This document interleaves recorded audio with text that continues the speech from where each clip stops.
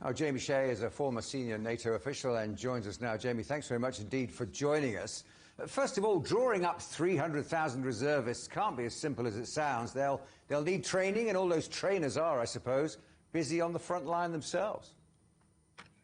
Yes, good afternoon, Andrew, and thanks very much for having me on the programme. You're right. I mean, some of these reservists will be veterans of the wars in Georgia, Syria, where Russia has been since 2012. So they'll probably be sort of in their late 30s or 40s, not exactly youngsters any longer.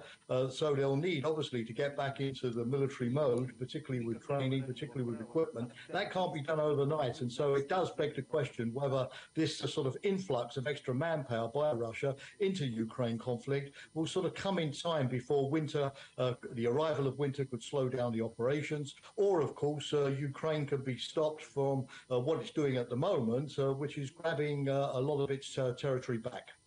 On the political side, Jamie, we've learned from 2014 that these referendums can be quite tricky. If these four territories are annexed by the Kremlin, how does that change the NATO funding Ukraine military model? Well, I don't think it's going to change very much, Andrew, for the simple reason, of course, that Russia has been occupying these territories. And in terms of currency, in terms of telecommunications, in terms of, paying people's pensions and all that kind of thing, sort of trying to make them de facto Russian provinces already. But certainly what Russia will be hoping is that if it can, through these fake referenda, sort of declare these four provinces as part of Russia, it could sort of pretend that if Ukraine is trying, as Ukraine is legitimately trying to do, to regain its territory, somehow it's attacking Russia and not just Russian separatists in regions. But I don't think it will have an impact whatsoever on the West. That can clearly see that its strategy of supporting Ukraine, both financially and with weapons transfers, is working. Ukrainians are fighting hard. They're regaining control of the territory. And I think it will be read, at least in many Western capitals, as a sign of Russian desperation. I mean, longer term, we know that the recent talk of change in the conversation has been taking place within Russian society. Ordinary Russians have heard about this offensive in the northeast. They realise things are taking longer than they should. What does this move by Putin tell us now about Russia's commitment to carry on with this campaign? Well, I certainly think that what President Putin is trying to do is to show both to the Russian population as well as to NATO, the Western countries, and of course Ukraine, that despite obviously the setbacks he's facing, he's not giving up, and indeed he's going to double down.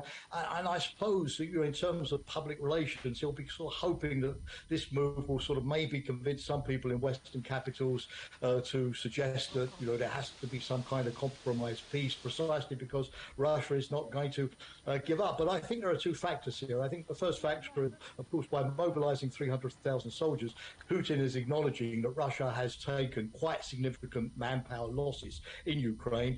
The US has estimated that these are running to the tune of 70 to 80,000 killed or wounded. Yesterday, the Russian Defense Minister Shoigu said only 6,000 Russian soldiers have been killed. But the fact that Russia needs this massive new injection of manpower really does suggest that it's taken those heavy losses. Indeed, the Russians have had to pull out a paratroop regiment from Syria, the 207th.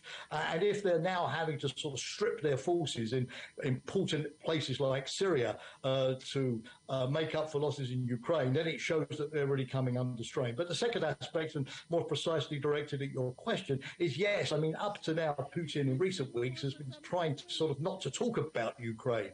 He's been talking about Western sanctions, presenting Russia as the victim, and of course calling it a special military operation. But now that he's mobilizing, for the first time since World War II, reservists, it's going to be harder for him not to admit that this is really a war, and it's going to be hard of him to stifle a real debate about Russia's objective within Russia itself. I mean, that televised address was interesting, wasn't it? Because his language was clipped. He had quite an irritated tone. Joe Biden in the United Nations has already reacted to these suggestions that nuclear weapons are now being waived for everyone to consider. Putin himself said, "I'm not bluffing." What does he expect us to make of this? Well, Russia permanently brandishes, if it's not Putin, it's people like former President Medvedev, the spectre of nuclear weapons. Putin has been playing on this for a long time. He is obviously trying to frighten Western public opinions, to make them say to their government, stop helping Ukraine. He's trying to intimidate us. But Putin knows very well that any use of a nuclear weapon, the first time since Hiroshima and Nagasaki, would have absolutely catastrophic consequences. It's also, of course, yet another sign of failure by Russia that its strategy is not working. So I think, a good Second World War slogan, keep calm and carry on, is certainly what the West should react according to. Stay calm about this. It's bluff, it's rhetoric. But on the other hand, of course, behind the scenes, it's important that NATO allies consult as to how they are going to deal with this, what kind of messaging they will want to send both publicly and privately to the Kremlin and the Russian military leadership. But I think it's a rhetoric, and therefore I don't think it's something that's going to make the West desist from assisting Ukraine, precisely at the moment when that support strategy is paying dividends.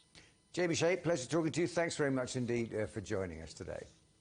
Thank you.